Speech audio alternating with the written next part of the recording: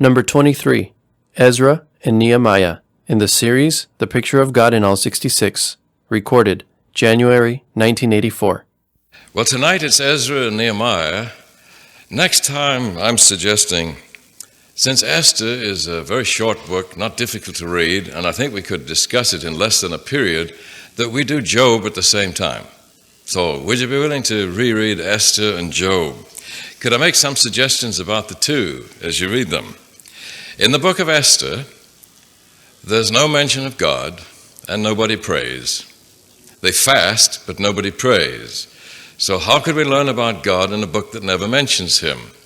Certainly, if one uses the Bible as a collection of statements and key texts, then you won't find any about God in the book of Esther because he's never mentioned.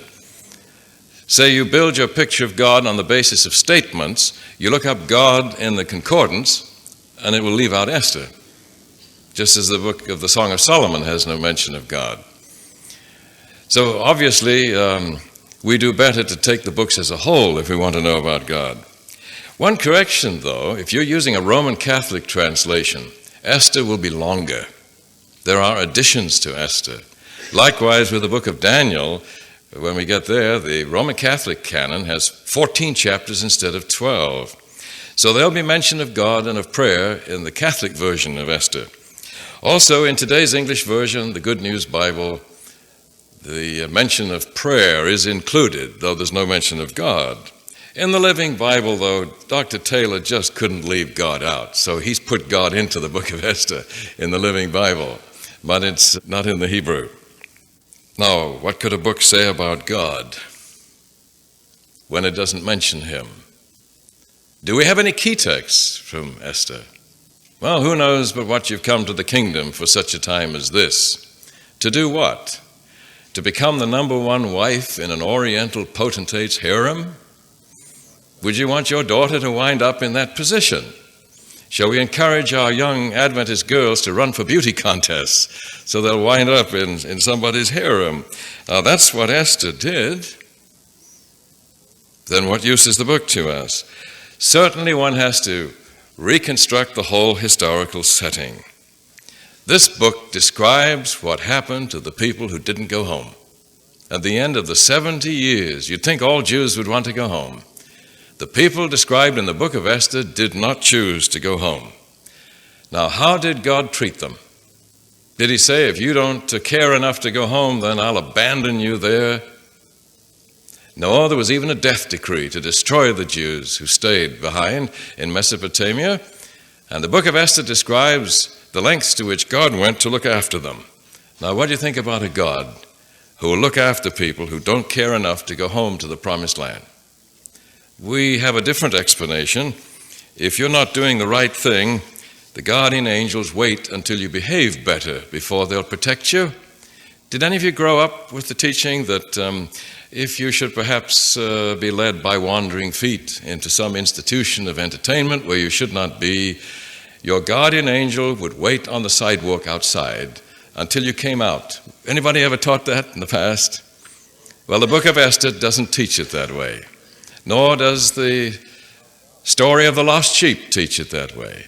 Well, we'll discuss that next time, but I think this is what's behind the book of Esther, and it indeed is a revelation of the truth about God if you take it as a whole in its historical setting. Now, the book of Job, there are key texts from Job, even on the state of the dead, but we should use them with great care. Watch who's speaking. There are many speakers in the book of Job. It would be well to read this book in a version that marks the speakers. Did you note if yours does that? Some even have it as dramatic dialogue, and you can tell very clearly. Of course, the editors made that decision, and they may have had the speaker speak at the wrong time, but it's pretty clear in the text who is speaking next if you have it divided up. It's even best to read it out loud, if you could. And one time up at Pacific Union College, a group of us got together and each took the part of a different speaker and read it out loud to each other. It didn't take too long. It was a very impressive experience. Then it's clear that maybe some of the things in Job are not said by Job himself, They're said by other people. And it's well to note that. Even some of the things said by Job, just like Solomon in Ecclesiastes, may be expressions of discouragement and depression and hardly to be taken as a key text. So one has to watch that when reading. Certainly the setting of this book is vital. Chapters 1 and 2. The argument between God and Satan before the members of the heavenly council. And God is saying, I trust that man. Satan, you can do anything you want to him, and he will not let me down. Twice they said this. And then in the rest of the book, all hell breaks loose for poor Job. And note how he behaves. And some saints are very worried about the way Job behaved. Some of the bold things he said. And so when in the end he says, I repent, they say, why, he indeed needed to repent. Then don't stop there, read a little further. God said that Job had said of him what is right. And I think it's very vital to have that in mind while reading the rest of the book. Many do not approve of Job's behavior. God said that's splendid. So with that compliment in our minds, we ought to go back and reread it again. God is saying, Job, you did very well indeed. What does it say about God that he would so compliment a man who had cried out the way Job does all through that book? It really worried the theologians, you know. You can't talk to God like that. You can't question God like that. How dare you say this about God? And God is saying, you know, that's wonderful. The theologians were wrong, you remember, in the end? And God said to Job, pray for those three. Which raises the interesting question, what was it about God that Job said that was right? And what was it about God that the theologians said that was wrong? That's really worth considering, and it's very much present truth, because in the end, there will be a group of people of whom God can say to the adversary, you can do anything you like to these people, short of taking their lives, and they will not let me down. Job is really present truth. It's no bedtime story, it really is for grown-ups. It troubles beginners who'd say, if a man prayed that much, he shouldn't have lost his family, lost his estate, and lost his health. God was not answering his prayers? I'll read the book. Now, what caused Job the greatest trouble as you read the book? Was it the loss of his estate? Was it the loss of his family? Was it the loss of his health? Or was it the bad theology of the theologians? What caused his distress all the way through? So it really was a theological problem. What will cause the greatest distress during the time of trouble? I think the parallel is very close. It's when people who profess to be and even appear to be our theological helpers are wrong. This can be so confusing and so distressing. We might be seeing a little of this these days. And the worst is yet to come when the devil comes masquerading as an angel of light, misquoting the scriptures to us. Are we ready for this as Job was? I believe, if you're not able to come next week, that Job is a man who was so settled into the truth that he could not be moved. And that's the meaning of being sealed. And the group in the end who survive the time of trouble will be as settled as Job was. They might even be as sick as Job was. You don't have to be in blooming health to bear witness to the truth about God or to survive the time of trouble. It's good to be healthy, to be sure. But all of us have a chance to take the position that Job did. Even very sick people, old people who will never run around the block again in their lives. But Job was covered with boils when he spoke so well of God that God complimented him. You've said of me what is right. So it's a very great book to read. I would suggest, if you forget everything else, remember God's compliment at the end. And then read through and note what Job is saying. It worries people. It worried those theologians. And what worried them was pleasing God. So there's a real contribution to the picture of God in the book of Job. Well, next time then, let's do Esther briefly at the beginning and then spend most of the time on Job. Now tonight, Ezra and Nehemiah, and once again we need to review the setting for this.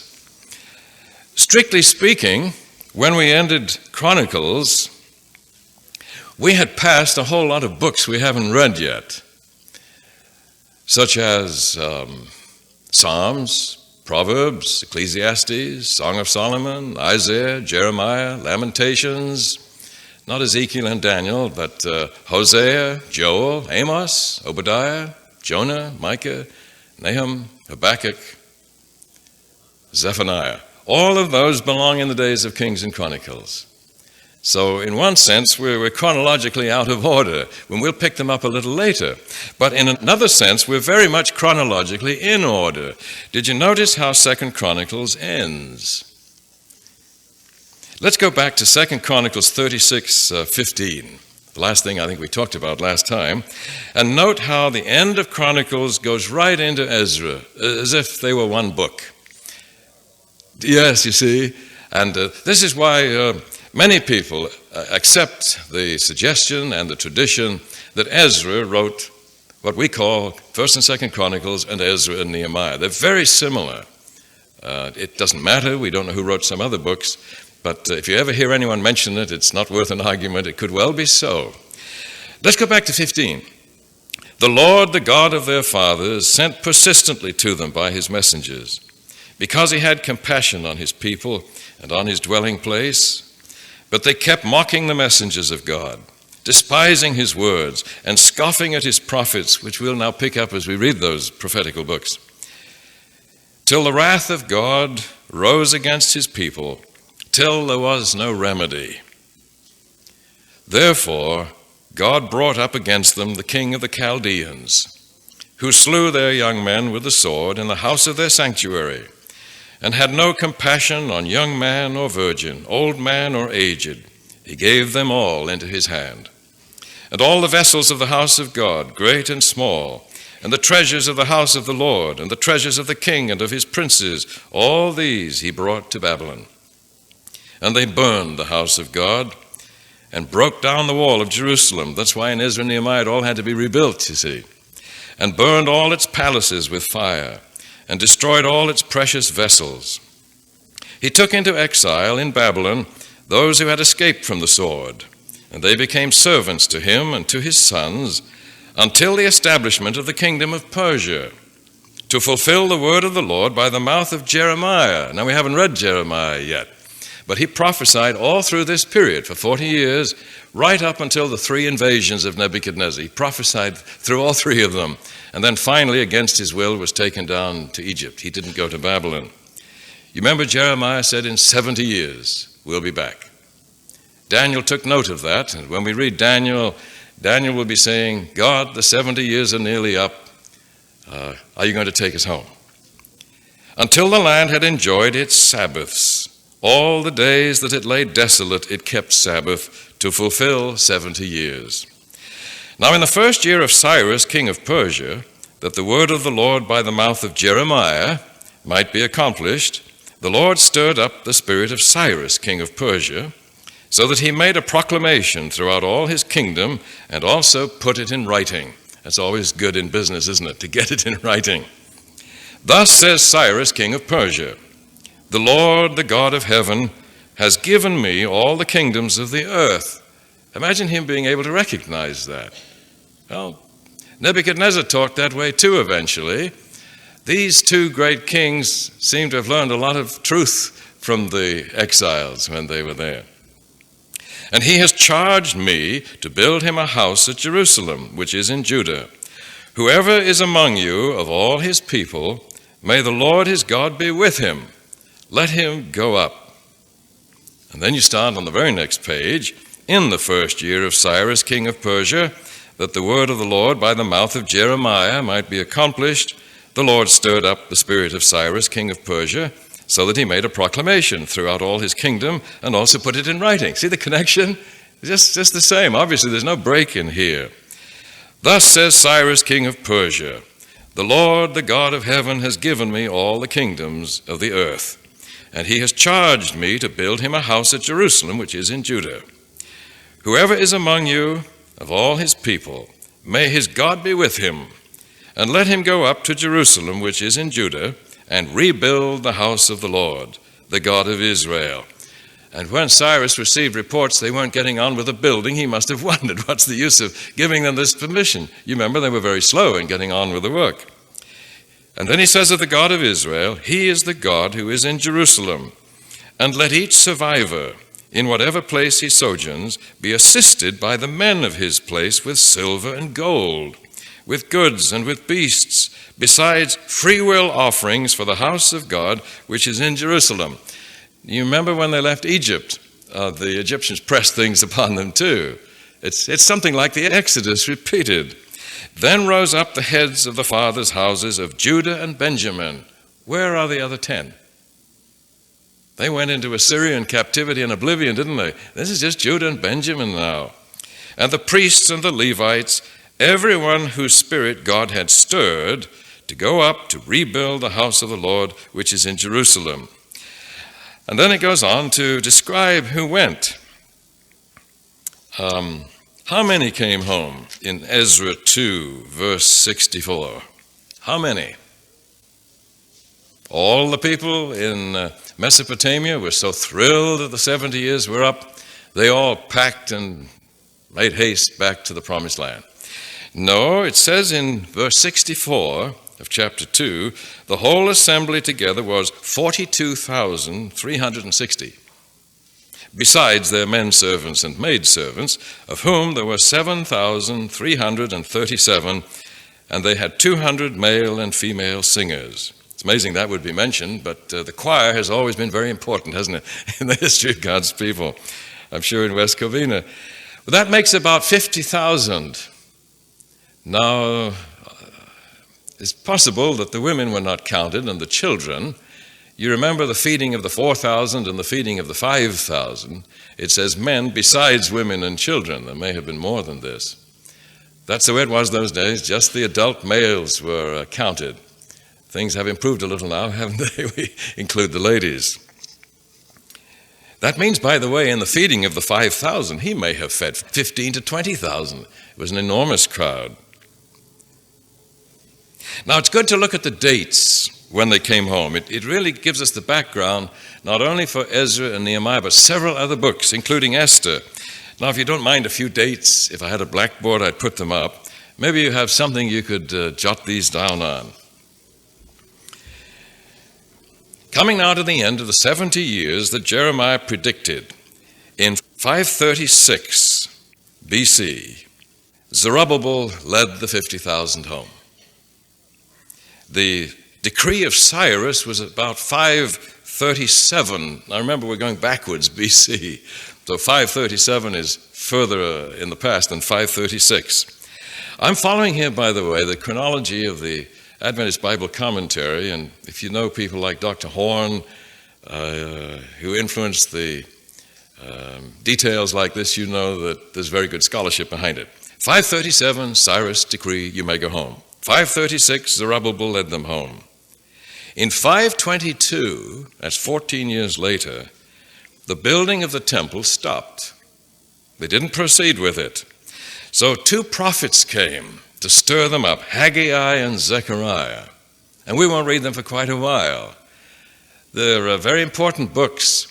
When a pastor is introducing a new building program for the church, and I'm sure Elder Stutler has used this because I know he's built many churches. I suspect he has used the first paragraph in Haggai, which says, "Is this any time to be living in your own handled homes? It's time we built the house of the Lord." It's a wonderful passage for church building programs. That's Haggai. Zechariah has many wonderful things in his book. He's the one who says, someday, when God's saints live in Jerusalem as God plans it to be, the elderly will be able to sit there with staff in hand for very age, and the boys and girls will play safely in the streets. Has that been possible through the centuries? Hasn't happened yet. It isn't safe now, is it?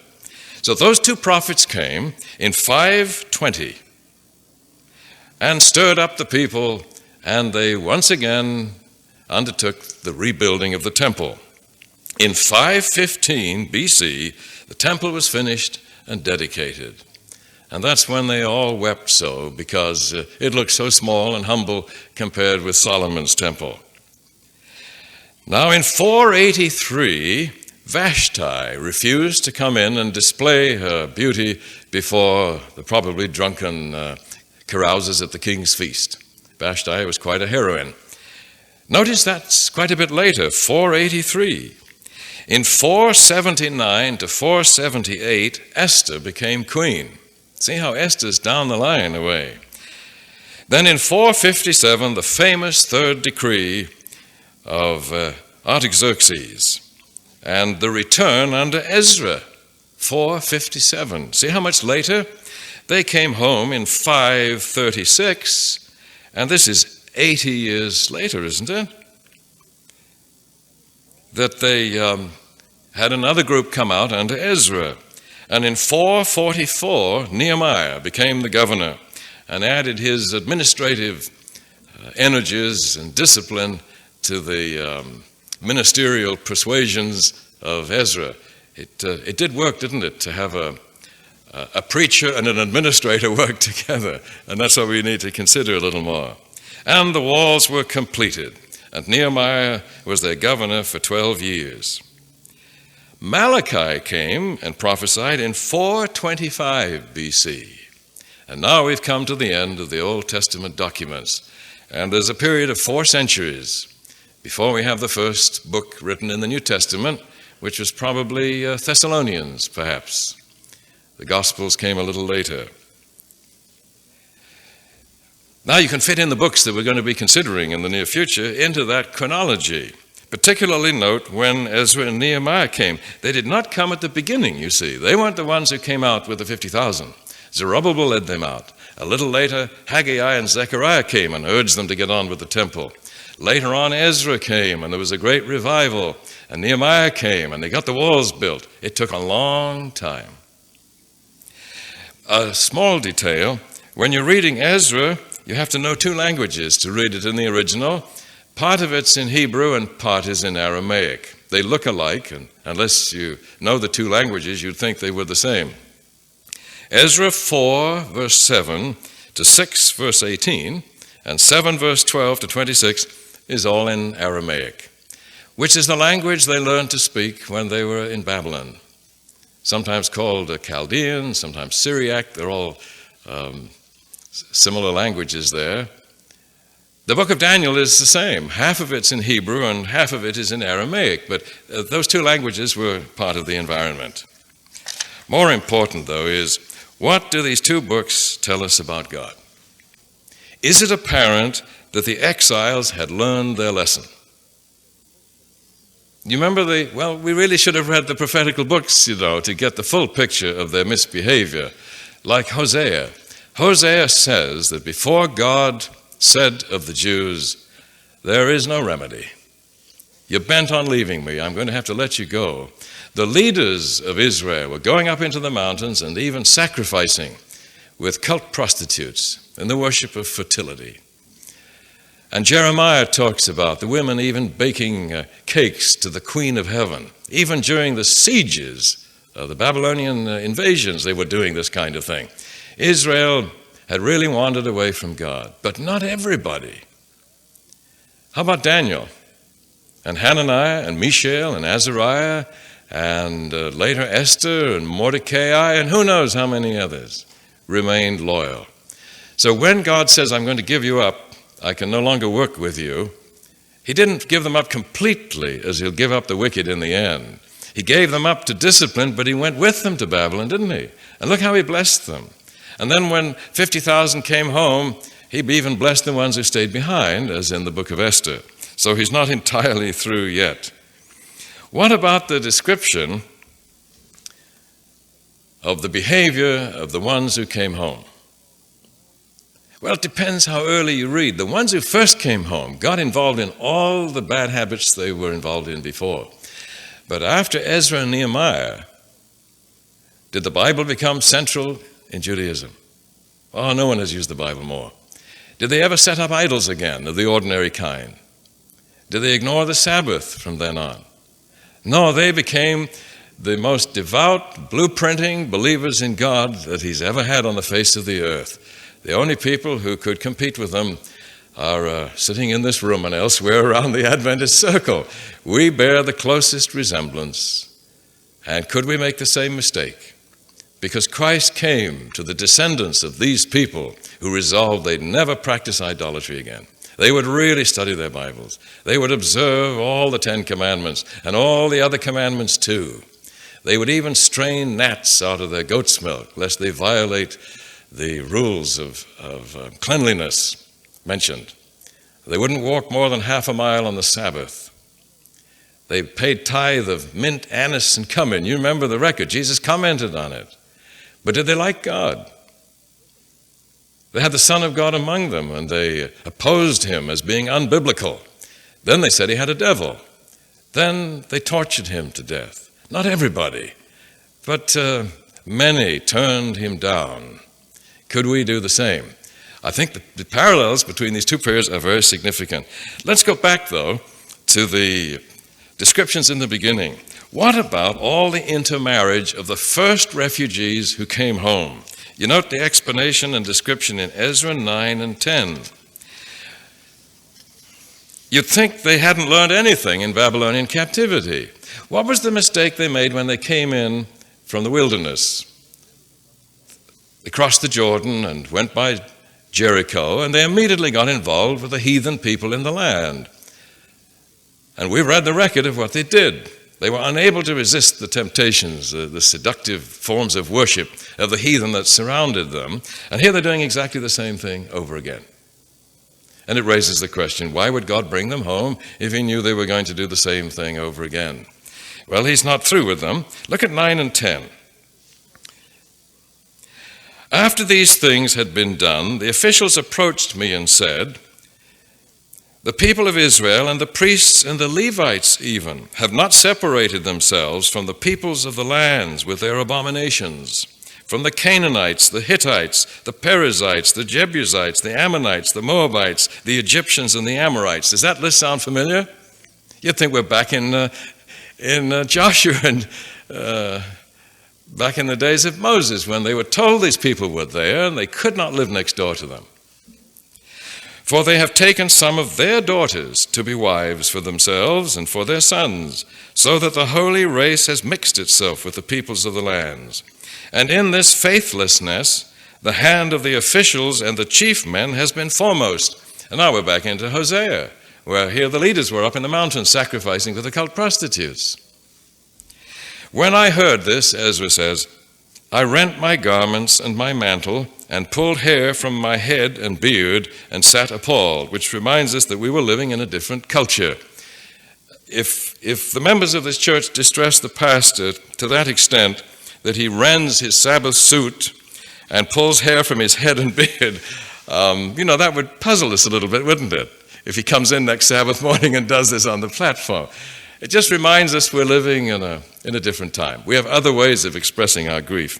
You remember where Job went to sit when he felt very depressed? Yeah, he sat on a dung heap or a pile of rubbish. Do that now, and kind people may come and lead you away to an institution, So this does remind us that we're in a different culture, and we need to recognize that. Then all who trembled at the words of the God of Israel, because of the faithlessness of the returned exiles. Now look, these are the ones who cared enough to come home. The rest didn't even care enough. They stayed back in Babylon. They had good business connections and good social connections, and they were unwilling to endure the privations of the trip home. These are the saints who came home, and look what they're doing. Well, they gathered around me while I sat appalled until the evening sacrifice. And at the evening sacrifice I rose from my fasting with my garments and my mantle rent, and fell upon my knees and spread out my hands to the Lord my God, saying, O my God, I am ashamed, and blush to lift my face to thee, my God.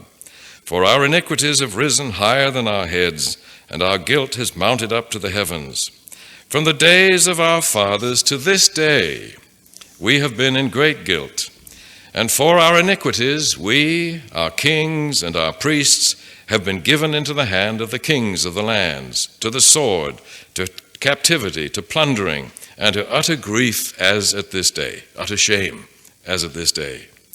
But now for a brief moment, favor has been shown by the Lord our God to leave us a remnant, and to give us a secure hold within his holy place, that our God may brighten our eyes and grant us a little reviving in our bondage. For we are bondmen, yet our God has not forsaken us in our bondage. See, even though they had come home, they still were vassals in a potentate's empire, weren't they? They still were really not free. But God has extended to us his steadfast love before the kings of Persia, to grant us some reviving, to set up the house of our God, to repair its ruins, and to give us protection in Judea and Jerusalem. And now, O our God, what shall we say after this? For we have forsaken thy commandments, which thou didst command us by thy servants the prophets, saying, the land which you are entering, to take possession of it, is a land unclean with the pollutions of the peoples of the lands, with their abominations which have filled it from end to end with their uncleanness. And we've read of that in the preceding books.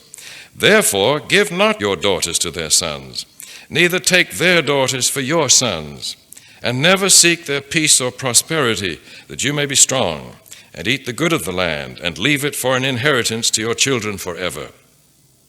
And after all that has come upon us for our evil deeds and for our great guilt, seeing that thou, our God, hast punished us less than our iniquities deserved, he's saying, less than we deserved, and hast given us such a remnant as this, the 50,000 or so, shall we break thy commandments again and intermarry with the peoples who practice these abominations? Wouldst thou not be angry with us till thou wouldst consume us, so that there should be no remnant, nor any to escape? O Lord, the God of Israel, thou art just. For we are left a remnant that has escaped, as at this day. Behold, we are before thee in our guilt, for none can stand before thee because of this. Now, note how the people responded. While Ezra prayed and made confession, weeping and casting himself down before the house of God, a very great assembly of men, women, and children gathered to him out of Israel. For the people wept bitterly when they heard this repeating of the teachings of the law. Later on, he's going to read to them at much greater length. And Shechaniah, the son of Jehiel, of the sons of Elam, addressed Ezra. We have broken faith with our God. Do you note that phrase, we've broken faith? That's the definition of sin in Romans 14. Sin is a breach of faith. Whatever is not of faith is sin. You remember when Moses smote the rock? God said, you have broken faith with me. I wish we defined sin more that way. It's the breakdown of trust that is the essence of sin, and there's nothing arbitrary about it. If we don't trust God, we won't listen, and he can do nothing for us. He doesn't say, now, among all the other things you have to do, you have to trust me. All he says is, look, if we can't trust each other, we get nowhere. We can do nothing. Between God and Job, there was mutual trust, incredibly so. So this man, Shechaniah, showed considerable insight. We have broken faith with our God and have married foreign women from the peoples of the lands. Now, that doesn't mean that it's bad to marry somebody from another country. That's what America's made of, isn't it? The foreign women were these heathen women. Now, how could he be so hard on them? We have married foreign women from the peoples of the lands, and they've just been listed.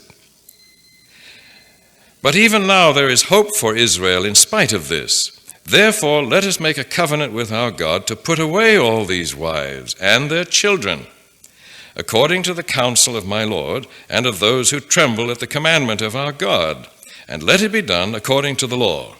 Arise, Ezra, for it is your task, and we are with you. Be strong and do it.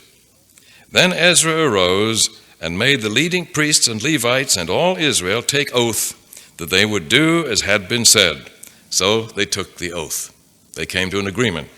We might not take an oath. We might just call for a vote maybe or something like that. We all agreed we should do it.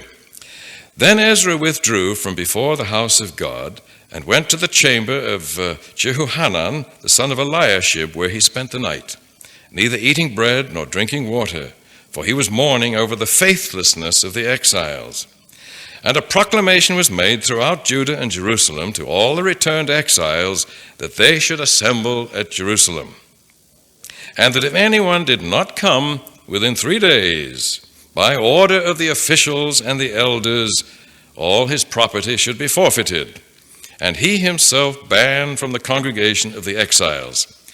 I doubt the pastors had to do anything quite that desperate to get attendance up on Sabbath morning. Imagine if we made the proclamation, if you do not turn up, we will give you 3 Sabbaths to make up your mind. If you're not all here, your property will be taken away and you'll be banned. How about that for camp meeting? Wouldn't attendance pick up? Then all the men of Judah and Benjamin assembled at Jerusalem within the 3 days. It was the 9th month, on the 20th day of the month, and all the people sat in the open square before the house of God. See, Haggai and Zechariah have been there already, and the temple's been built, modest as it was. And they were trembling because of this matter, and because of the heavy rain. Isn't it interesting that would be thrown in? They were trembling because it was a very serious subject, and they were getting wet and cold. And Ezra the priest stood up and said to them, "You have trespassed and married foreign women, and so increased the guilt of Israel. Now then, make confession to the Lord, the God of your fathers, and do his will. Separate yourselves from the peoples of the land and from the foreign wives." Then all the assembly answered with a loud voice, "It is so." That's like saying amen. "We must do as you have said. But the people are many, and it is a time of heavy rain. We cannot stand in the open. Nor is this a work for 1 day or for 2, for we have greatly transgressed in this matter. Let our officials stand for the whole assembly. Let all in our cities who have taken foreign women, foreign wives, come at appointed times, and with them the elders and the judges of every city, till the fierce wrath of our God over this matter be averted from us." And it mentions that there was opposition in this discussion. Do you notice? There was a little opposition. But verse 16, then the returned exiles did so. And Ezra the priest selected men, heads of fathers' houses, according to their fathers' houses, each of them designated by name. On the first day of the 10th month, they sat down at Glacier View to examine the matter. The church has been doing this for centuries. The leaders are appointed to consider a very, very difficult problem. And by the first day of the first month, they had come to the end of all the men who had married foreign women. Well, that's not all the story. There's some of it in Nehemiah, isn't there? Look at Nehemiah 13:23, just to round it out. This is Nehemiah talking. "In those days also I saw the Jews who had married women of Ashdod, Ammon, and Moab, and half of their children spoke the language of Ashdod, and they could not speak the language of Judah, but the language of each people. And I contended with them, and I cursed them, and I beat some of them, and I pulled out their hair, and I made them take oath in the name of God, saying, 'You shall not give your daughters to their sons, or take their daughters for your sons or for yourselves.' Did not Solomon, king of Israel, sin on account of such women? Among the many nations there was no king like him, and he was beloved by his God. And God made him king over all Israel. Nevertheless, foreign women made even him to sin." That's giving a reason for it, you see. "Shall we then listen to you and do all this great evil and act treacherously against our God by marrying foreign women?" And there is mention of some opposition there and so on. Well, what do you think of this handling of a very delicate problem? There's a lot of space devoted to this, the intermarriage with these heathen women. Why would God, or did God, do you think, advise and inspire Ezra and Nehemiah to break up all these families? Don't we try to keep families together nowadays? This seems to be just the opposite. Is it valuable information? Maybe we've been doing the wrong thing and we ought to clean out the church, and if there's an Adventist married to a non-Adventist, that we should encourage divorce. Should we? Do you think? The book of Ruth was written at the same time, yeah, and of course was a retelling of stories that was probably familiar to all of them. And it was written by the faction against the mass divorce.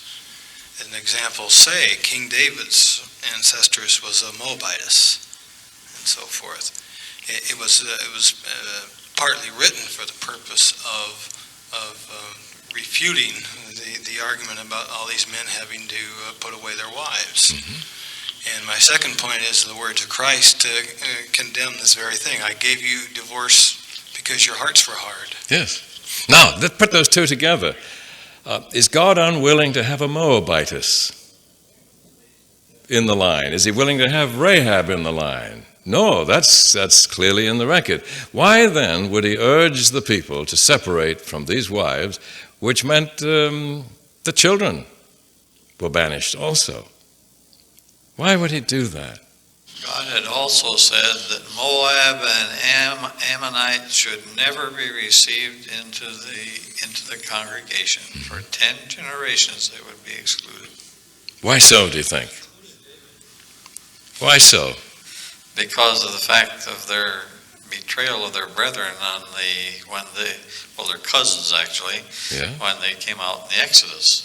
Do you think, though, that if one Ammonite were to come and gently tap on the church door and say, please, may I join you? We'd say, no, you get out of here for 10 generations. Well, that's what one thing says. Yeah. And something else, then we have Ruth as a Moabitess. Yes, you see, we have that too. And look at Rahab's lineage. Ancestress of Jesus. Yes. So how do we put all this together? You know, we don't take here a little and there a little. We take the Bible as a whole. Well, they might have been in a precarious position where, the worship of God was trying to be reestablished, and anything that would distract or turn anybody's hearts away from serving God was the primary point that needed to be observed. Yeah. Even though it would mean sacrificing relationships that people's hearts were bound up in, obviously some sort of support arrangements had to be made for the children and the family, just to thrust them out totally with no support. But it doesn't say whether these women were converted, their hearts were turned towards God. Well, we know where Ruth was. She chose to serve God. It's clear that she came in. Women were. And Rahab came in. Nehemiah points out that how Solomon was turned away from God by these other women. So if it was going to compromise their relationship to God, then obviously they had to go. Don't you think the reference to Solomon points to some understanding of the situation? Because we might say God should have, through Ezra and Nehemiah, encouraged the people to give Bible studies to these heathen wives. I mean, why didn't they put on a tremendous evangelistic effort to win all these heathen wives and the children? There's no mention of that. It was separate yourselves and cast them out. Why would he not advise them to try to win them? Didn't Solomon feel confident he could live among all these heathen shrines? That he could make images to Moloch, that dreadful god who required infants burned to him in sacrifice? That he could live with his wives worshiping a god like that.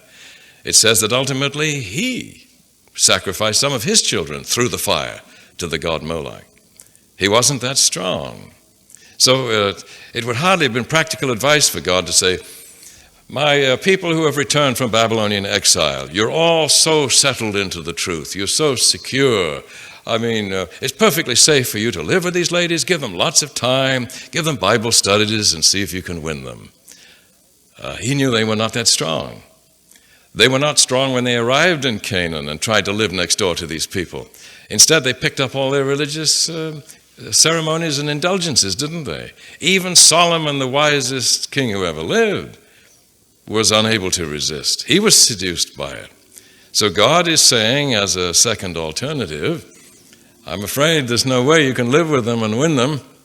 I'm saying separate from them. But this looks so cruel. Well, give us an alternative. What else could he have done? God could have said, well, you've intermarried with them, and that's what you were doing before you went into Babylonian captivity. I made a mistake in bringing you back.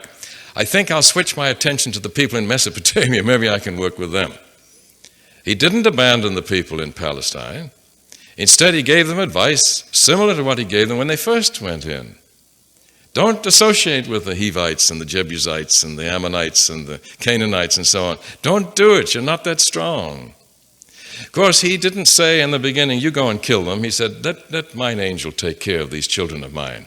Or do you see these foreign wives and their babies as also God's children? When they were separated and sent on their way, How did God feel about those separated wives and the babies? And children? How did he feel about them? Do we have any evidence in Scripture how God feels about somebody who's been cast out? Any evidence? Did God on another occasion suggest you'd better send this wife away and her son? Yeah, isn't that the case of Hagar and Ishmael, you see? Is there evidence that God loved Hagar and Ishmael? And did he send an angel to look after Ishmael? See, God loved these other women and their children, but there was no way they could live with the returnees from Babylonian exile, or they'd be right back where they were before. Well, they practically were anyway. So this is an emergency.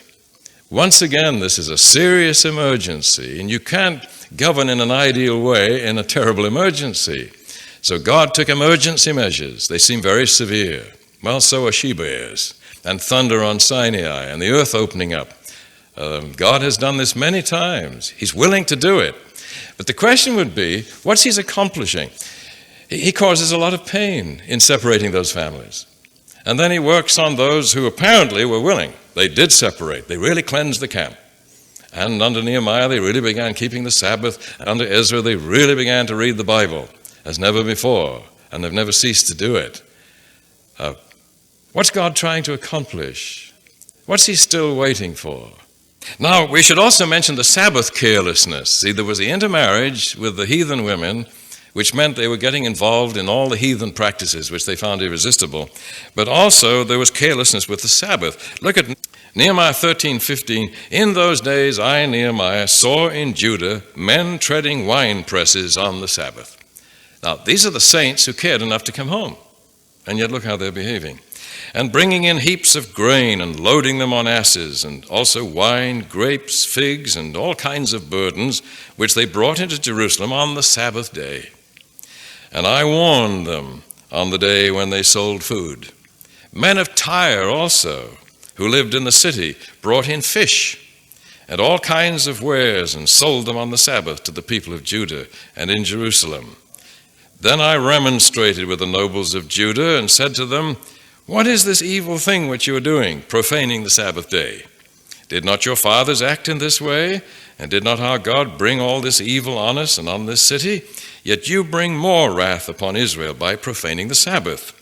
When it began to be dark at the gates of Jerusalem before the Sabbath, I commanded that the doors should be shut, and gave orders that they should not be opened until after the Sabbath. It's like being in one of our academy dormitories, you know. They lock the door, and you have to sign in and sign out.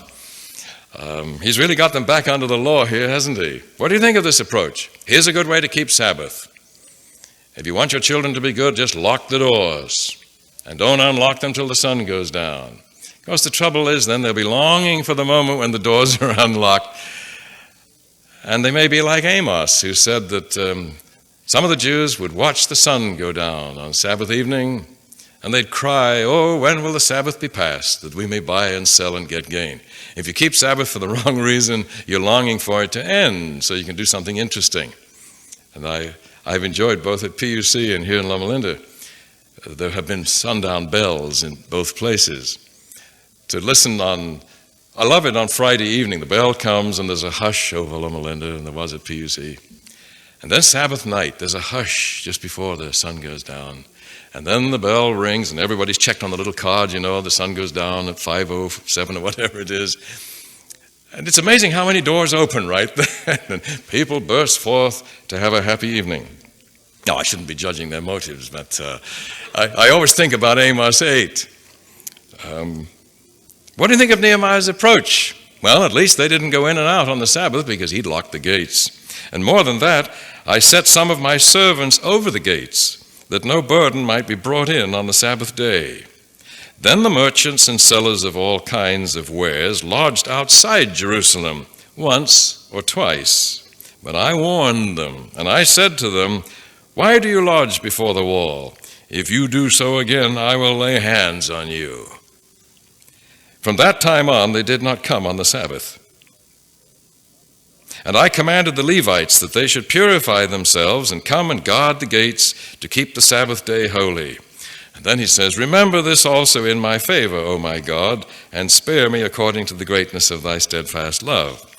So you see intermarriage and the idolatry that went with it, and the violation of the Sabbath were forcefully cared for by Ezra and Nehemiah. How do you like God's way of handling these matters? Do you think maybe the church administration is simply too soft these days? That this is what we ought to do? I mean, there should be more pulling of hair from head and beard and more locking of the gates. Is that what's really needed?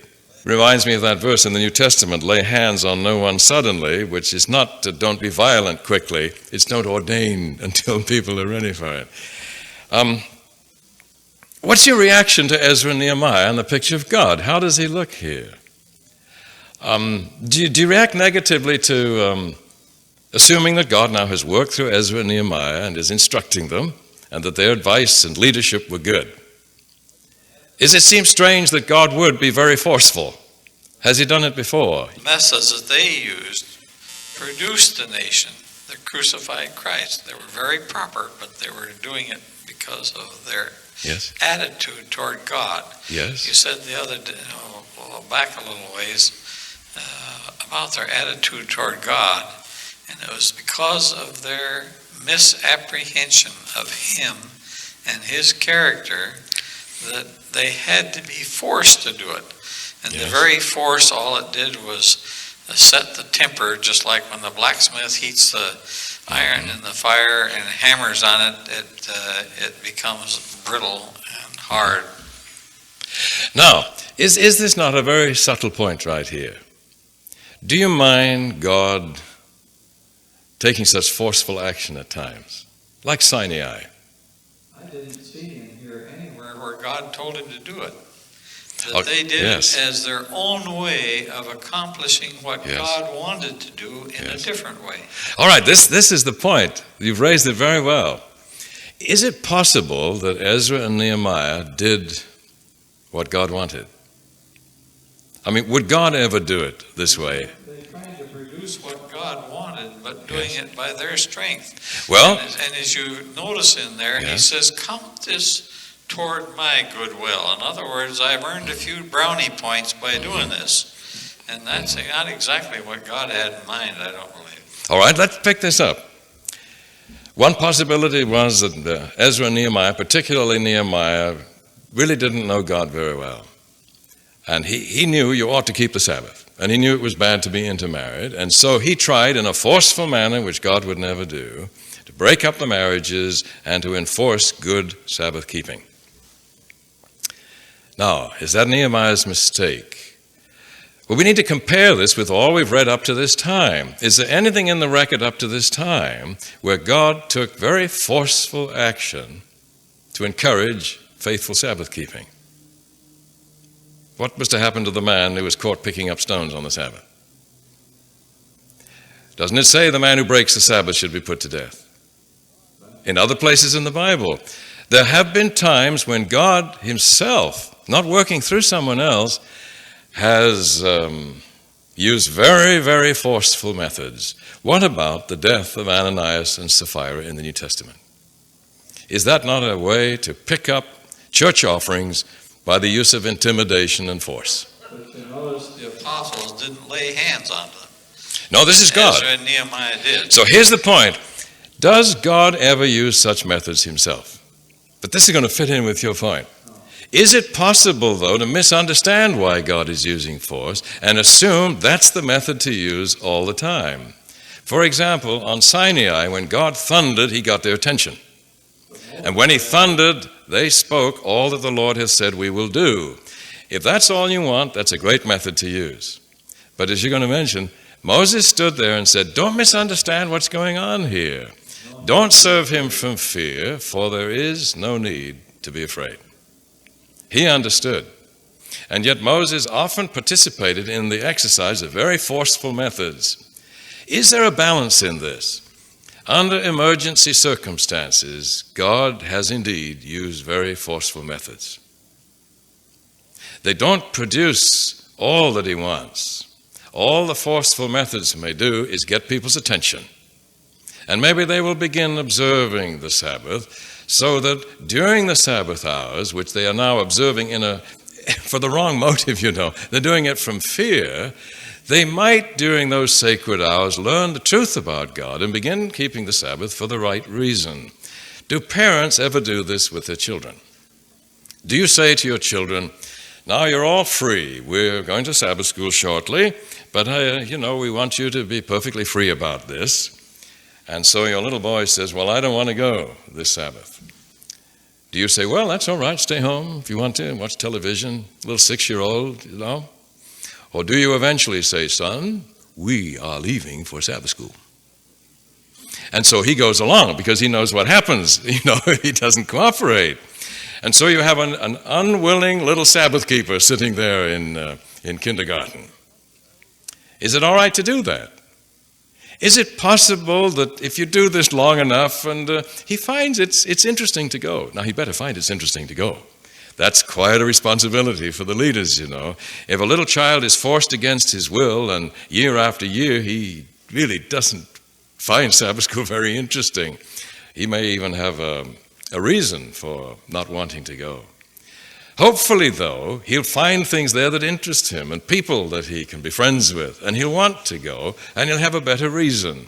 As I mentioned to you before, there was a day I brushed my teeth because I wanted to please my mother, because it was not wise to displease my mother in this matter, and I thought the consequences of not brushing my teeth, well, I got into trouble with my mother. Now I don't have mother around. She hasn't been here for 14 years, and I brushed my teeth all 14 years. Because I have a better reason for brushing my teeth. What do you think of a God using forceful methods just to get things started? The people are so hard of hearing and so stubborn that he can't plead with them, they won't listen. The still small voice falls on deaf ears. You have to have an Elijah for the still small voice to have any effect. Or a friend like Moses or Abraham. God could converse with them without fear. These are his grown-up friends. But when you're dealing with a disorderly people who've even intermarried with the heathen after the 70 years of discipline, what are you going to do? Well, you can just say, I'm not going to run the risk of using forceful methods anymore because the devil mocks me when I do it. So I'm not going to work for these people. Once again, God uses the methods of Sinai all over again. How many times he's done it? That's because of the emergency. The danger is, though, and you're pointing to this danger, I'm sure, is that we assume that that's the way God likes to run his universe all the time. No, only during the emergency. Is it possible, then, that Nehemiah did what God wanted him to do, and he used forceful methods? There could have been she-bears maybe to help him, and maybe somebody touching the ark could get into trouble. There are all kinds of methods. There could have been thunder and lightning and earthquake. God has used these methods. The trouble is people have misunderstood God's use of these emergency measures, and they've come to assume that that's the way he rules all the time, when he'd much rather be the persuasive, still small voice of truth. And so some people have read Ezra and Nehemiah and have said, that's the way to protect the hours of the Sabbath. In fact, as you pointed out, when Jesus came, he came to a group of people who observed the Sabbath and protected its edges in this manner. And so when Jesus healed people on the Sabbath, they were prepared to lay hands on him and pull hair out of his head and beard and even stone him to death. And their key texts were Nehemiah and other places in the Bible. So they assumed that God's emergency measures are the methods that he wants to use all the time. So God came in person and showed them how to keep the Sabbath. And they did not like God's way of keeping his own seventh day. Isn't that incredible? And to say that the lawgiver was a lawbreaker, that the Sabbath giver was not a Sabbath keeper, it doesn't make sense at all. But that's it seems to me, the hazard God has run all these years in being willing to use emergency measures, because we have been in such an emergency. It was either leave us alone and let us go our own sorry way to destruction, or meet us where we are and speak a language we can understand. And if it takes thunder and she-bears to be reverend, there'll be thunder and she-bears, and Nehemiah's to pull out hair and lay hands on people. God is willing to do it. But this is not the way he likes to do things. The ideal way was shown when God, I mean, look how gentle and forgiving he was. Same God as led Israel in the Old Testament. The God who thundered on Sinai is the God who sat on the Mount of Olives and wept and was despised for his weeping, though he touched the hearts of a few, and the children loved him. He never used the methods of Sinai and of She-bears and of Uzzah and Korah, Dathan and Abiram and Nadab and Abihu and Lot's wife and none of those things for 3.5 years. And he didn't say now an eye for an eye and a tooth for a tooth and all the rest. He said, turn the other cheek. Now what happened when he ruled his kingdom that way for 3.5 years? Was he respected? No, they despised him. In fact, they misunderstood this gentleness for weakness. And Judas was driven to distraction by this. And one of the reasons why he betrayed Christ was he assumed that in the emergency, at the end, when he would be arrested and taken out to be killed, that finally Jesus surely would show the thunders and the powers that were demonstrated on Sinai and other such occasions. And when Jesus didn't do it, Judas was utterly dismayed. And my understanding would be that Jesus showed for 3.5 years that if you rule your kingdom like that, you'll only succeed if you have people who like to be ruled like that and don't despise gentleness as weakness. And they have great respect for the still small voice of truth persuasively presented. And he did eventually win a few. He even won Saul to this preference after a while. But do you remember how he won Saul? First, a little bit of Sinai. He floored him on the road to Damascus. Do you like it that God did that? Do you like the thought that God cares for you enough that if you need 2 she-bears or a 2x4 or some thunder and lightning, he'll give it to you? But then don't misunderstand him and serve him from fear. Then do what Saul did. Now he had to be immobilized and blinded before he'd pay attention. That's too bad if the speaker has to do that to the audience to get attention. Take away eyesight, prostrate people on the floor, and have she-bears growling in the background. Now do I have your attention? I don't? Then the earth begins to shake beneath your feet, and there's lightning and thunder. Do I have your attention now? Oh, yes, all that you have said we will do. Anybody want to use those methods? God used those methods. But that doesn't win people, that gets their attention. And he got Saul's attention on the Damascus road. And all he said to Saul when he was ready to listen was, you're having a lot of trouble with your conscience, aren't you? He said, I am. Then why don't you give in? I will. What do you want me to do? And God said, I'm not going to tell you. That's your method, to tell people what to do and overwhelm them with authority. No, just go and talk to Ananias, one of your equals, and he'll tell you. And the Lord left him. Now that's ideal. But see, even in winning Saul, first a little thunder and lightning. Don't misunderstand that. What would that say for us today as we seek to get the attention of the world? Is it all right to use methods to get attention? Well, we better get attention or no one will listen. But let's not let the attention-getting devices dominate our method from then on. If there must be a little thunder, that's only to make way for the still small voice of truth. And I believe the 3.5 years of Jesus' life, which appeared to be failure, because he did not win the respect of people that way, wins the respect of many of us as we say, is that the way you, the infinitely powerful one, is going to run his universe for eternity? I like that. Which was the conclusion of the thief on the cross, wasn't it? When he said, if you're going to run your kingdom in such a way that you as king will say to sinful citizens, I forgive you, then I want to live in that kingdom. So some of us read the 3.5 years and much prefer it and say how magnificent that God would demonstrate that in the record. That's the ideal way. But that doesn't cause a contradiction with the rest of the Bible where there's so much thunder and lightning and earthquake and she-bears. That's the only way that has worked in this emergency, to get our attention so that we'll listen, and particularly listen to the 3.5 years of Jesus' life. So for myself now, this would be my opinion, what Nehemiah did seems very harsh. Would some more gentle method have worked? Like, let us pray for these wives. I hope when they met, do you remember the committee met and they discussed these matters, and the men came and they talked about their marriages. I wish we had a record of what they talked about. Here comes the next man who says, yes, I'm married to this Canaanite woman.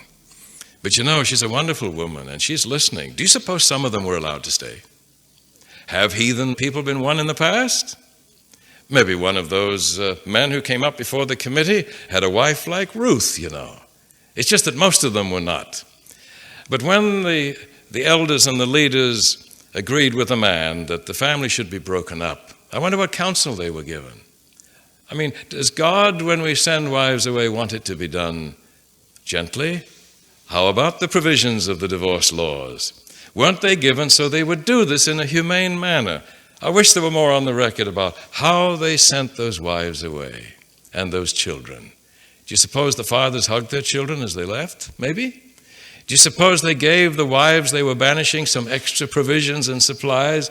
I can imagine all kinds of things being done. But the separation had to take place. And Israel never made the mistake again, did they, after that? Intermarrying with other people. Is not the Jewish race about the purest on earth to this day? They've kept to themselves all through these years. They've been very, very careful about this. So I think one could look at this as a very severe indeed, but not an ungodlike way of handling it. The emergency was that bad. But it's not the whole story. You see, Ezra did something else as well. Note in Nehemiah 8. Well, we need to back up and pick up the last few lines of chapter 7. There were no chapter divisions, originally. When the 7th month had come, the children of Israel were in their towns, and all the people gathered as one man into the square before, of all places, the Watergate. Did you know that place was that old? I'll never forget, I think we were in Linwood going through book by book when the Watergate scandal broke in the newspapers. We were doing Ezra right at the very time. Ezra assembled all the people before the Watergate. And they told Ezra the scribe to bring the book of the law of Moses, which the Lord had given to Israel. So the law was read at the Watergate. And Ezra the priest brought the law before the assembly. What would the law be, in your understanding? Now, the Torah can mean the whole Bible, Probably Moses, the first 5 books especially. You notice earlier when he reads the rule about not intermarrying, that's from Moses, isn't it? It's from the Pentateuch. And Ezra the priest brought the law before the assembly. Both men and women are mentioned, and all who could hear with understanding on the first day of the 7th month. And he read from it, facing the square before the Watergate. From early morning until midday, no short services there, in the presence of the men and the women and those who could understand. And the ears of all the people were attentive to the book of the law. And Ezra the scribe stood on a wooden pulpit, which they had made for the purpose, and beside him stood these distinguished individuals who are listed. Then verse 5, and Ezra opened the book in the sight of all the people, for he was above all the people. And when he opened it, all the people stood. And this is still true, isn't it? In many Jewish meetings in the synagogue, the people will stand, especially in an Orthodox synagogue. And Ezra blessed the Lord, the great God, and all the people answered, Amen, Amen, which means I endorse that, I believe that, I'm with it. Lifting up their hands, and they bowed their heads and worshipped the Lord with their faces to the ground. Then notice these individuals who are named. It says they were Levites, and they helped the people to understand the law. Do you see them moving among the crowd, helping them to understand the law while the people remained in their places? Now, what was it they were doing to help them understand? Verse 8, and they read from the law, from the book, from the law of God clearly, and they gave the sense, so that the people understood the reading. Now, one possibility is that the law was read, of course, in Hebrew. And many of these people coming back from Babylon had forgotten how to speak Hebrew, just as the Jews who went to Egypt forgot how to speak Hebrew, and the Bible was translated into Greek for them, the Septuagint. These people who came home, many of them were speaking Aramaic instead. And so it would appear to me that this is the first mention of a modern speech translation of the Bible. If the Bible had not been translated, if they'd not made sense of it so that people could understand, there would have been no revival. There'd have been no Reformation. It does no good just to hear the great sounds of the words of the Bible. As Ellen White put it, merely to hear or to read the words is not enough. He who desires to be profited by the Scriptures must learn the meaning of the words of truth and drink deep of the spirit of the holy oracles. And she goes on at length to talk about our desire for understanding and clearness of thought. It's significant through the years that great times of Reformation have been associated with the translation of the Bible into the common language of the people. How about in the days of Luther? His greatest contribution was to translate the Bible into modern speech German. And over in England, way before him, in about 1382, Wycliffe, the morning star of the Reformation, had translated the Bible from Latin into English. And then at the same time as Luther was doing his work, his friend Tyndale was translating the Bible into modern speech English. And you should see his. It's just like a very modern version, no verse divisions. They hadn't been invented yet, you see. So it's just chapters in paragraphs in a relatively small Bible, very easy to read. That's how the English Bible started. The more complex one we've had for years with narrow columns and all kinds of things in between and around, that's not the way the English Bible first looked. Also, the King James, when it first came out, was immensely expensive. Didn't I bring the facsimile down that weighed 20 pounds, I think, at the beginning of our series? Tyndale's was small. Trouble is, he never finished the whole Bible. He started the Old Testament and then was arrested, strangled, and burned to death at the stake. His crime was making the Bible understandable to the people. Because at that time, the church leadership felt that the people could not understand. Only the priesthood could understand. And Tyndale loved to say, I don't think the priest can understand either, so I'm going to prepare it for the people. What do you think of all the modern versions that are appearing more than one a year these days? Does it worry you, or could it be providential? The Living Bible worries some people. A student in one of my classes today said, I grew up in a Roman Catholic home, and I never ever read the Bible. Now, in some Catholic homes they do. Take note, one wants to say that very carefully. She was in a home where they never did. Then she said, someone gave me a copy of the Living Bible. She said, I loved it. I read it from Genesis to Revelation. And she said, that's why I'm here today. Anybody want to condemn the Living Bible? You know, best that people enjoy it. Later on, they can be more precise. Dr. Taylor wanted that himself. He said, don't substitute this version. It's a paraphrase. It's almost a commentary. But if it will lead you to enjoy it, if the Reader's Digest Bible will get some people started, because it leaves out all the begats and a lot of other things, more power to it. If it'll help people get started. The Reader's Digest people say, this is not a substitute. This is an abbreviation. And so it will have that effect. So back to Ezra's day, he read in the Hebrew, and these individuals moved among the people and translated for them and gave the sense, and the reaction was tremendous. Look how it goes on. And Nehemiah, who was the governor, and Ezra the priest and the scribe, and the Levites who taught the people, said to all the people, this day is holy to the Lord your God. Do not mourn or weep, for all the people wept when they heard the words of the law. I've wondered what passages they read. Now, they had many, many hours to read, but you'd need more than that to read Genesis through Deuteronomy. So I remember one time I was on a trip in a motel, and I took my Gideon Bible and read through, trying to decide which passages Ezra may have read that caused them to weep. And there's plenty of it. I made a list in my notes here of places where God said, when he took them out of Egypt, this is what I want to do. Let me be your God, and you be my people. And I'll take you to the promised land and establish you there a holy, healthy, happy people. And don't mingle with the people of the land. It will have a devastating effect. You're not that strong. And God goes on to say all the wonderful things he was going to do for his people and how they'd be his representatives in the world. It was an ideal picture. This is God's announced plan and promise to his people when he took them out of Egypt. And now, as Ezra read these things to them, they realized that instead of being blessed and prospered in the promised land, they'd been 70 years in Babylonian captivity. And now, even after that, they'd come back to the promised land and had done all the same old things they had done before. It just didn't make sense, and they were overwhelmed with it. What they had missed and how ungrateful they had been. It's interesting to go back and pick those passages. But Ezra said, on the one hand, there may be good cause for weeping, but on the other, let's not grieve about the past. Let's think about the present and the future. He said to them, go your way, eat the fat. Oh, what would people say about that now? You remember in the Bible, the promised land flows with cholesterol and sugar and other things, carbohydrates.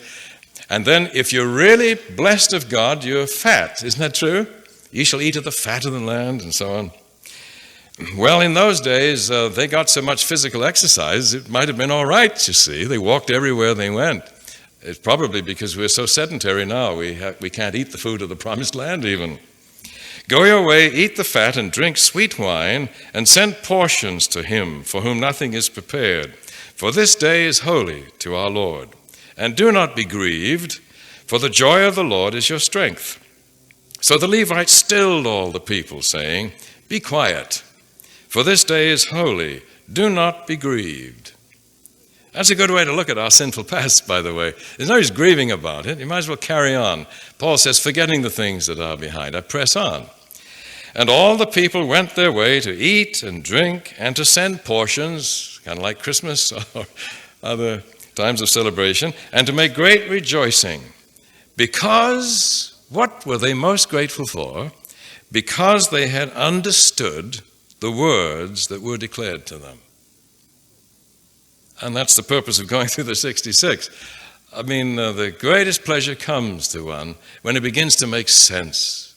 And God begins to make sense to us, and his whole plan. It all begins to fit together. And nothing brings greater satisfaction than that.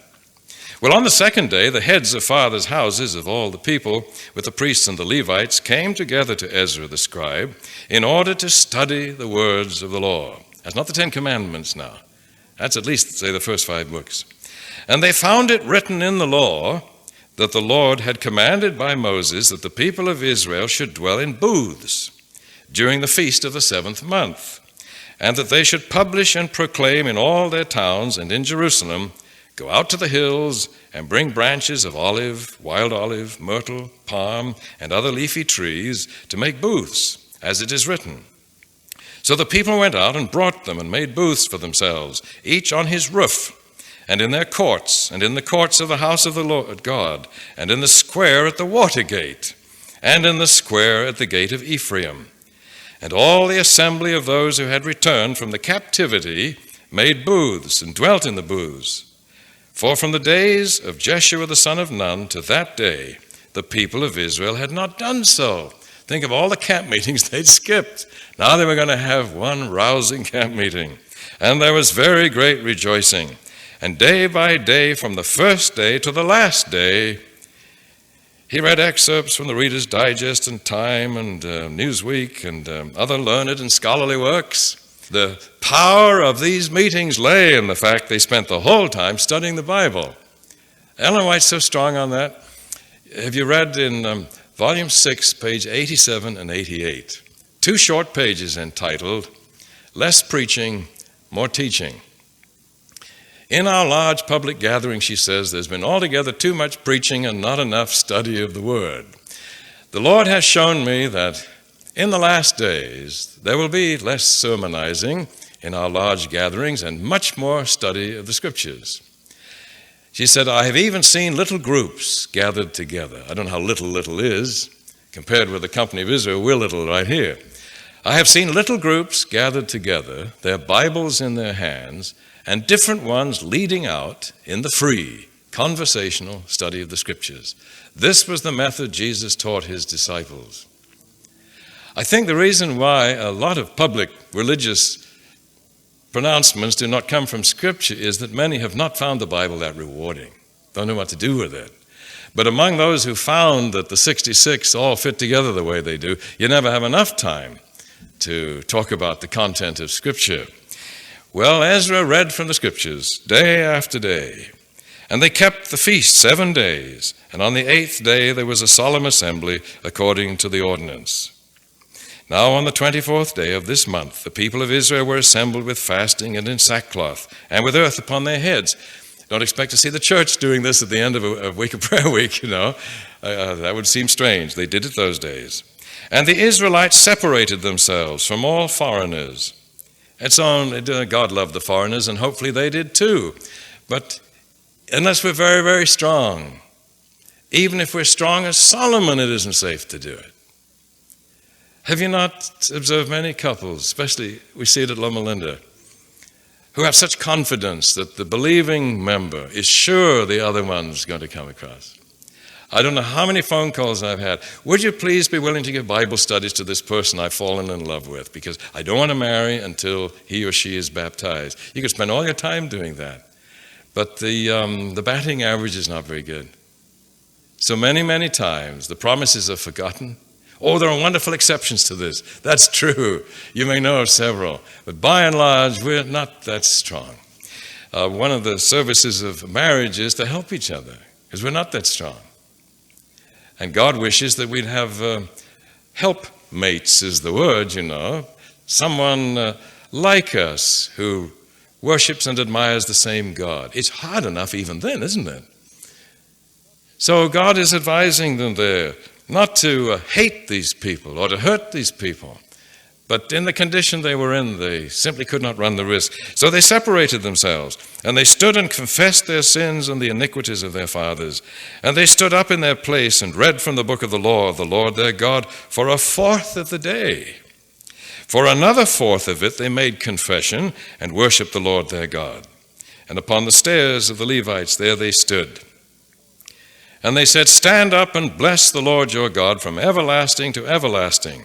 Blessed be thy glorious name, which is exalted above all blessing and praise." And Ezra said, "Thou art the Lord, thou alone. Thou hast made heaven, the heaven of heavens with all their host, the earth and all that is on it, the seas and all that is in them. And thou preservest all of them, and the host of heaven worships thee. Thou art the Lord, the God who didst choose Abram, and bring him forth out of Ur the Chaldees, and give him the name Abraham. And thou didst find his heart faithful before thee, and didst make with him the covenant to give to his descendants the land of the Canaanite, the Hittite, the Amorite, the Perizzite, the Jebusite, and the Girgashite. And thou hast fulfilled thy promise, for thou art righteous. And thou didst see the affliction of our fathers in Egypt, and hear their cry at the Red Sea, and didst perform signs and wonders against Pharaoh and all his servants and all the people of the land. For thou knewest that they acted insolently against our fathers, and thou didst get thee a name, as it is to this day." Look at these comments on the record we've read before. Some of the details in the history of Israel you won't find in the first 5 books, you'll find in places like this. It's elsewhere. And look at this summary of a man who knew his Old Testament thoroughly. "And thou didst divide the sea before them, so that they went through the midst of the sea on dry land. And thou didst cast their pursuers into the depths as a stone into mighty waters. By a pillar of cloud thou didst lead them in the day, and by a pillar of fire in the night, to light for them the way in which they should go. Thou didst come down upon Mount Sinai and speak with them from heaven, and give them right ordinances and true laws, good statutes and commandments. And thou didst make known to them the holy Sabbath, and command them commandments and statutes and a law by Moses thy servant. Thou didst give them bread from heaven for their hunger, and bring forth water for them from the rock for their thirst. And thou didst tell them to go in to possess the land which thou hadst sworn to give them. But they and our fathers acted presumptuously, and stiffened their neck, and did not obey thy commandments. They refused to obey, and were not mindful of the wonders which thou didst perform among them. But they stiffened their neck and appointed a leader to return to their bondage in Egypt." See, we get more of that here than earlier. "But thou art a God ready to forgive, gracious and merciful, slow to anger, and abounding in steadfast love, and didst not forsake them. Even when they had made for themselves a molten calf, and said, This is your God who brought you up out of Egypt, and had committed great blasphemies, thou in thy great mercies didst not forsake them in the wilderness.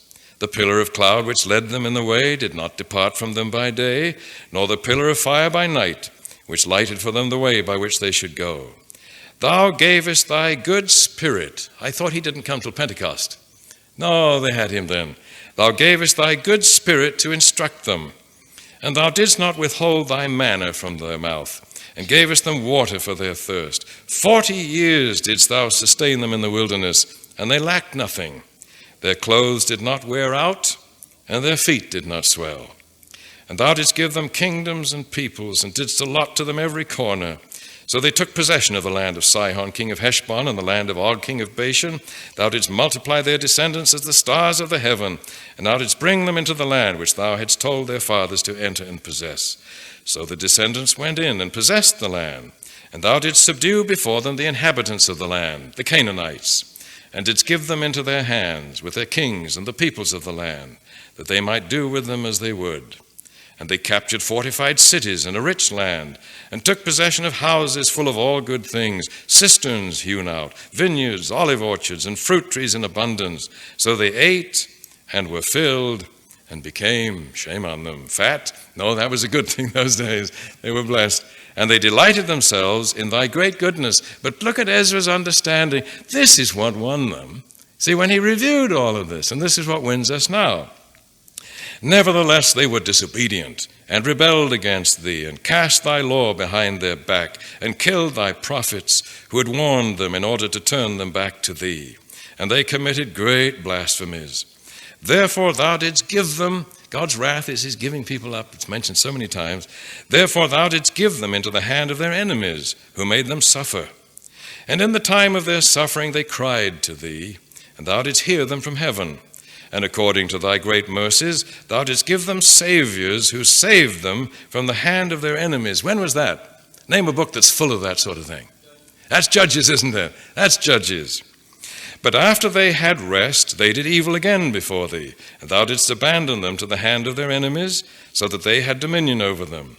Yet when they turned and cried to thee, thou didst hear them from heaven, and many times thou didst deliver them according to thy mercies. Isn't that the history right through Joshua to the end of 2 Chronicles?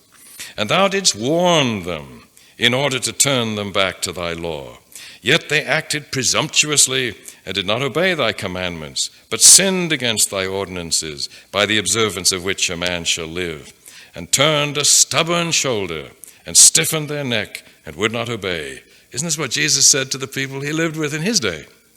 Many years thou didst bear with them, and didst warn them by thy Spirit, notice, through thy prophets. The spirit of prophecy is not something modern. It was active way back then. Yet they would not give ear. Therefore thou didst give them into the hand of the peoples of the lands. Nevertheless, in thy great mercy thou didst not make an end of them, or forsake them, for thou art a gracious and merciful God. Now therefore, our God, the great and mighty and terrible God, who keepest covenant and steadfast love, let not all the hardship seem little to thee that has come upon us, upon our kings, our princes, our priests, our prophets, our fathers, and all thy people, since the time of the kings of Assyria unto this day. Yet thou hast been just in all that has come upon us. You did the right thing. For thou hast dealt faithfully, and we have acted wickedly. Our kings, our princes, our priests, and our fathers have not kept thy law, or heeded thy commandments and thy warnings which thou didst give them. They did not serve thee in their kingdom, and in thy great goodness which thou gavest them, and in the large and rich land which thou didst set before them. And they did not turn from their wicked works. Behold, we are slaves this day, in the land which thou gavest to our fathers to enjoy its fruit and its good gifts. Behold, we are slaves. Wouldn't that stun Abraham to find his children were slaves in the promised land? And its rich yield goes to the kings whom thou hast set over us because of our sins. They have power also over our bodies and over our cattle at their pleasure, and we are in great distress. Because of this, we make a firm covenant, and we write it, and our princes and our Levites and our priests set their seal to it. We will be good from now on. And they really worked at it for the next 400 years, 500 years. And when Jesus came, he came to a group of people who read the Bible as it's never been read before. Much of their religious service was Bible reading. And oh, how they kept the 10 Commandments, especially number 4. Look at all the rules for keeping the Sabbath, a whole book of them. And he had to lighten the load about Sabbath keeping. And then we've mentioned the tithe paying and the health reforming. You name it. If they thought it was God's commandment, they were going to keep it even if it killed them, and even if they had to kill a lot of people who didn't obey.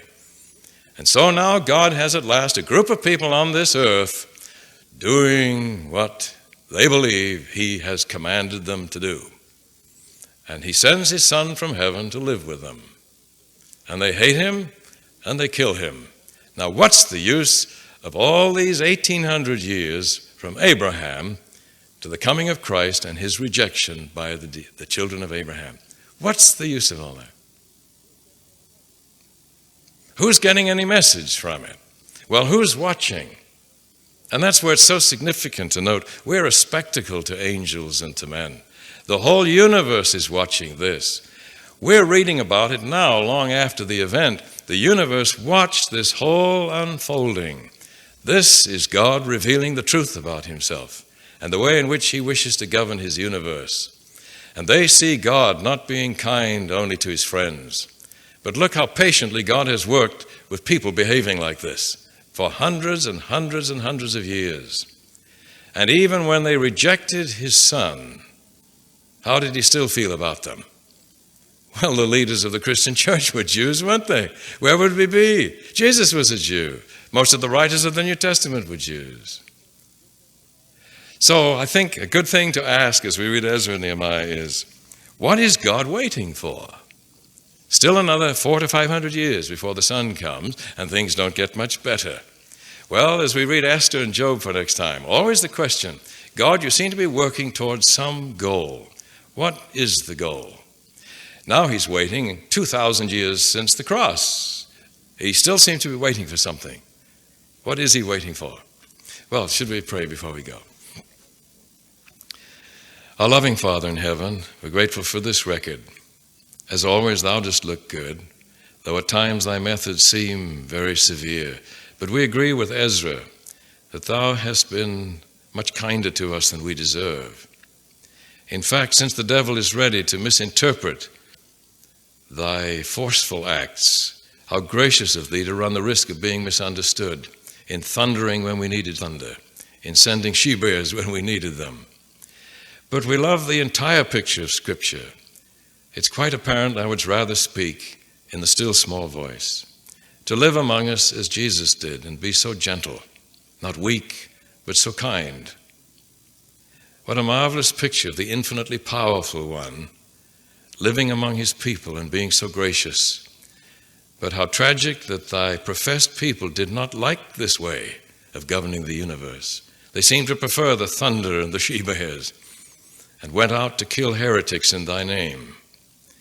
May we be guided by the same Spirit that was at work in Old Testament times and through Ezra and Nehemiah, that we may put the whole record together, as Ezra did so magnificently here in his sermon to the people, and understand thy ways and thy plans. How versatile thou hast been in the many and various ways in which thou hast met us. May we aspire to be versatile like this too in meeting other people. Above all, we admire thee for thy wise and gracious ways and express to thee once again our trust and admiration tonight. In Jesus' name, amen.